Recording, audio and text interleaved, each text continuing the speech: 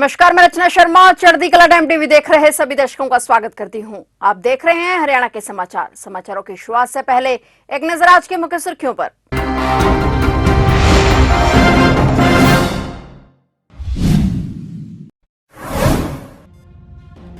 आज से हरियाणा विधानसभा शीतकालीन सत्र की कार्रवाई शुरू। राज्यपाल बंडारू दत्तात्रेय ने किया अभिभाषण। प्रश्नकाल और शून्यकाल के बिना ही होगी सत्र की कार्रवाई।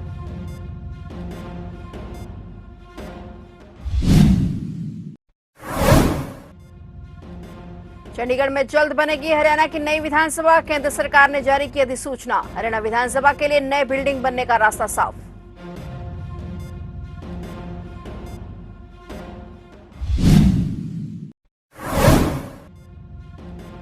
किसानों को हरियाणा सरकार से मिली बड़ी राहत। भारत में सर्वाधिक मूल्य पर गन्ना खरीदने वाला राज्य बना हरियाणा। एशिया की सबसे बड़ी शुगर मिल में आज से गन्ना पिराई शुरू।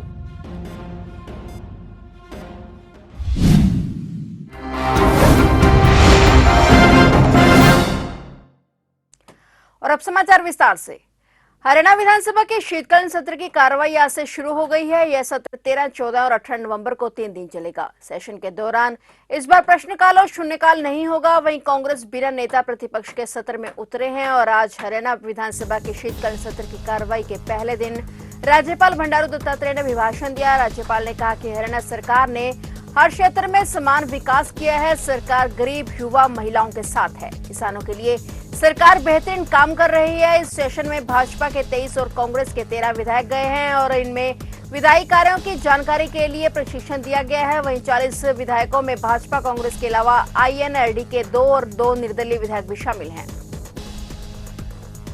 हरियाणा विधानसभा के लिए नई बिल्डिंग बनने का रास्ता साफ हो गया है। केंद्र सरकार ने पर्यावरणीय मंजूरी संबंधी अधिसूचना जारी कर दी है। विधानसभा की जमीन के बदले प्रशासन को दी जाने वाली जमीन में सेंसिटिव जोन को लेकर जो रुकावटें थी वे दूर हो गई हैं। विधानसभा का नया भवन रेलवे स्टेशन से IT पार्क को जाने वाली सड़क के पास 10 एकड़ जमीन पर बनेगा। चंडीगढ़ प्रशासन ने हरियाणा को विधानसभा भवन बनाए जाने के लिए जमीन देने के प्रस्ताव पर सहमति तो दी थी, लेकिन एनवायरमेंट एंड फॉरेस्ट क्लियरेंस का हवाला देकर उस पर विराम लगा दिया था और इसके बाद हरियाणा सरकार ने बदलाव के लिए केंद्रीय पर्यावरण मंत्रालय को प्रस्ताव भेजा था, जिस पर अब केंद्र सरकार ने अधिसूचना जारी कर दी है। अंतिम अधिसूचना जारी होने पर पूर्व विधानसभा स्पीकर ज्ञानचंद गुप्ता ने प्रधानमंत्री नरेंद्र मोदी और गृह मंत्री अमित शाह का आभार व्यक्त किया।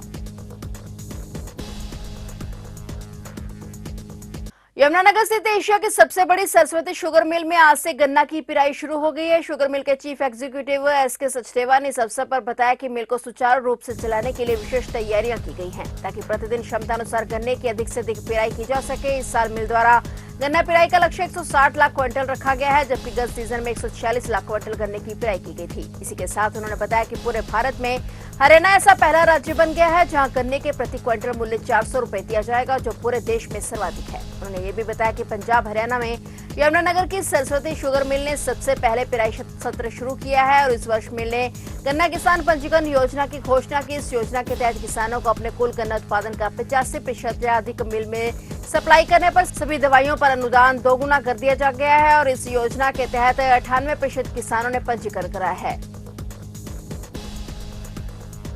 नए साल पर जींद से सोनीपत के बीच देश की पहली हाइड्रोजन ट्रेन दौड़ने लगेगी। जींद जंक्शन पर बन रहे हाइड्रोजन प्लांट का कार्य लगभग 80% पूरा हो चुका है। इसके निर्माण की अंतिम तिथि दिसंबर है और जल्द ही 20% काम भी पूरा कर लिया जाएगा। उसके बाद जींद सोनीपत के बीच ट्रेन का ट्रायल लिया जाएगा और ट्रायल सफल रहने पर हाइड्रोजन गैस से ट्रेन को चलाया जाएगा। यह ट्रेन वंदे भारत की तरह दिखाई देगी। गौरतलब है कि रेलवे जंक्शन पर 118 करोड़ रुपए की लागत से 2000 मीटर एरिया में हाइड्रोजन गैस प्लांट का निर्माण किया जा रहा है। हाइड्रोजन गैस से चलने वाले इंजन धुआं के बजाय भाप और पानी छोड़ेंगे। इसकी रफ्तार और यात्रियों को ले जाने की क्षमता डीजल से चलने वाली ट्रेन के बराबर होगी। यह ट्रेन 1 किलो हाइड्रोजन में करीब 4.5 लीटर डीजल के बराबर माइलेज देगी और वहीं इस ट्रेन के रखरखाव भी सस्ते होंगे। बता दें कि हाइड्रोजन से ट्रेन चलाने वाला भारत दुनिया का 5वां देश होगा।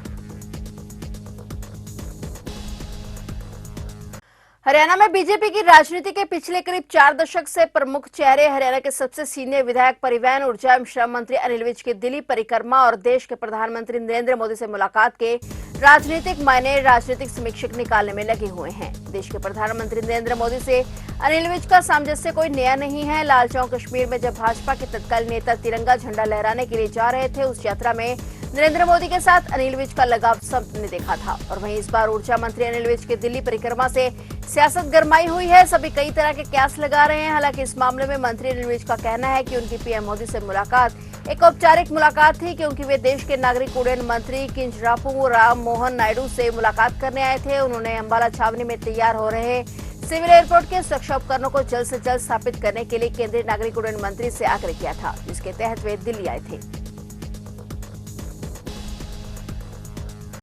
डिजिटल अरेस्ट कर लोगों से करोड़ों की ठगी कर चुके गिरोह का भंडाफोड़ कर थाना साइबर पुलिस ने 9 आरोपियों को गिरफ्तार किया है। एक युवती से की गई 7.25 लाख की ठगी में सोनीपत साइबर थाना पुलिस द्वारा पकड़े गए आरोपियों से बड़ा खुलासा हुआ है। देश भर में ठगी के 95 मामले और 2473 शिकायतों का खुलासा हुआ है। ये 8 करोड़ 78 लाख रुपए की ठगी कर चुके हैं और आरोपियों को राजस्थान के लालसोट से गिरफ्तार किया गया है। पुलिस ने आरोपियों से 3,36,000 रुपए, 11 मोबाइल, डेबिट कार्ड और चेकबुक भी बरामद की है।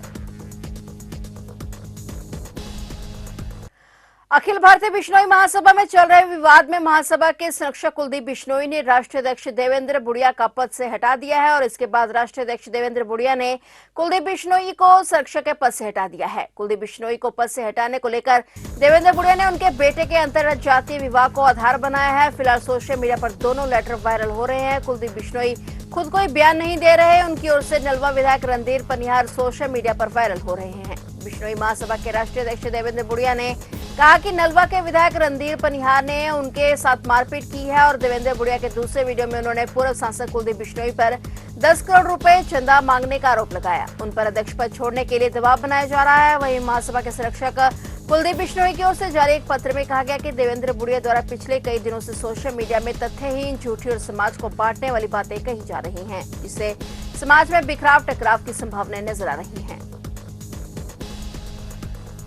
यमुनानगर के पौष इलाके सेक्टर 18 हुड्डा में पुलिस इंस्पेक्टर निर्मल सिंह की मां का गला घोटकर हत्या और घर में की गई डकैती को लेकर पुलिस ने विभिन्न टीमों में गठित की है और लेकिन 24 घंटे के बाद भी पुलिस के हाथ खाली हैं। अलग अलग इलाकों में सीसीटीवी कैमरे को खंगाला जा रहा है। बता दें कि यमुनानगर के सेक्टर 18 हुड्डा में उस समय सनसनी फैल गई जब पंचकुला में तैनात पुलिस इंस्पेक्टर निर्मल सिंह की मां राजपाला के उनके घर में गला घोंटकर हत्या कर दी गई और घर से 75 लाख की राशि और गहने चुरा लिए गए। घटना के समय घर में उनके अलावा और कोई मौजूद नहीं था। कुछ समय पहले ही उनके पति घर से गए थे और वे उनकी बहू भी काम के सिलसिले से घर से निकली थी। वहीं जब वे लोग वापस लौटे तो राजपाला को फर्श पर मृत हालत में पाया गया। पुलिस अधीक्षक राजीव देशवाल सहित डॉग स्क्वाड और विभिन्न टीमों ने मौके का मुआयना किया। वहीं इस मामले में कई टीमों ने गठित की गई हैं और मामले की जांच जारी है। डकैती, हत्या सहित विभिन्न धाराओं में मामला दर्ज किया गया है।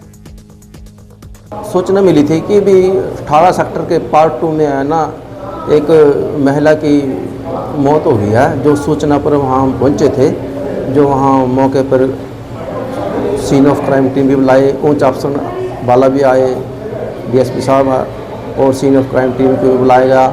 जो वहाँ पर देखा कि एक महिला मृत अवस्था में परस्पर पड़ी है और उसके पास चुन्नी भी पड़ी हुई थी और वहाँ जो कि इससे लगता है कि चुन्नी ही से अपना उसका गला घोंट कर उसकी हत्या कर दिया और किसी अज्ञात व्यक्ति ने अंदर घुसकर दिन के वक्त जो ये वहाँ से लूट करके ले गए हैं। जो ये मरने वाले की नाम मृतिका राजबाला है और जो कि एक हमारा सब इंस्पेक्टर साहब हैं जो कि पंचकुला में कार्यरत है और उस टाइम वो घर पर अकेली थी।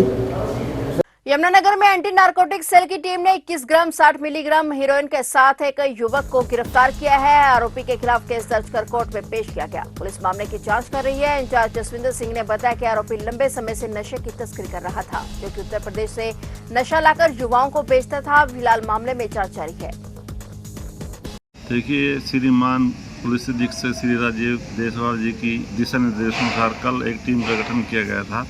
जो टीम ने मुखबिरी के आधार पर सोरा कस्बे से सुशील कुमार लड़के को काबू करके उससे 21 ग्राम स्मैक बरामद की है, जिसकी पूछताछ जारी है और जहां से वो लेकर आते हैं जिससे भी उसके तार जुड़े हैं उनके बारे में भी पूछताछ जारी है।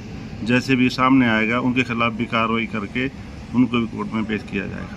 हरियाणा में मौसम तेजी से बदल रहा है। मंगलवार दोपहर बाद अचानक से मौसम ने करवट ली और आसमान में धुआं छा गया। हरियाणा के ज्यादातर जिले कोहरे की चादर से ढके नजर आए, जिसके चलते वाहनों में लगाम लगी रही। कोहरे की वजह से हरियाणा के में ठंड में इजाफा हुआ है। हालांकि वायु प्रदूषण से भी लोगों को काफी परेशानी हुई है। कृषि विज्ञान केंद्र के मौसम वैज्ञानिकों ने बताया कि मौसम का मिजाज कुछ बदल गया है। हवा में नमी की मात्रा बढ़ने से बारिश की संभावना बढ़ गई है। यदि बारिश हुई तो वायु प्रदूषण कम हो जाएगा। इसके विपरीत किसानों को परेशानी होगी। किसानों को चाहिए कि वो धान कटाई का काम जल्द से जल्द पूरा करके गेहूं बिजाई करे। 15 नवंबर के बाद गेहूं की बिजाई में देरी होगी। बता दें कि उत्तरी पंजाब के एक दो स्थानों पर छिटपुट बूंदाबांदी की गतिविधियों को दर्ज किया गया है, जिससे हरियाणा में ठंड में इजाफा हुआ है। उन्होंने कहा कि 15 नवंबर के बाद से हरियाणा में भी बारिश के आसार बन रहे हैं। कालका पुलिस ने 4 महीने से लापता मंदबुद्धि महिला को ढूंढकर उसके परिवार वालों के हवाले कर दिया है। कमला पिछले 4 महीने से गुम थी और परिजन उसकी तलाश कर रहे थे। एसएचओ हरिराम ने बताया कि कमला को उसकी बहन और परिवार वाले कालका लेने पहुंचे थे और उन्होंने कमला को सही सलामत उनके परिवार वालों को सौंप दिया है। फिलहाल हरियाणा के समाचारों में इतना ही और नए समाचारों के साथ फिर से हाजिर होंगे। तब तक के लिए देखते रहिए चढ़ती कला टाइम टीवी।